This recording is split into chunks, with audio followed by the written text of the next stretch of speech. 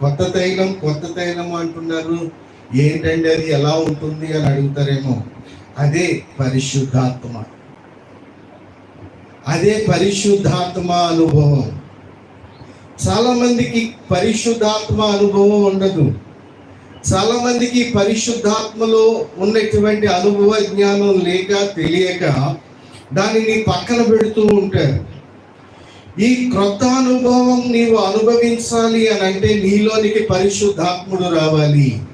ఆ పరిశుద్ధాత్ముడు నీలోనికి ఎప్పుడైతే వస్తాడో అప్పుడు నీవు దేవుని యొక్క మందిరావరణములో నాటబడి దేవుని యొక్క మందిరం ఆవరణములలో నీవు వర్ధిల్లుతావు. హల్లెలూయా. వారు వర్ధిల్లే వాళ్ళు ఎలా ఉంటారట? 15వ వచనాన్ని చదవండి ఒకసారి. వారు ముసలితనమందు ఇంకా చిగురు పెట్టుదురు, సారం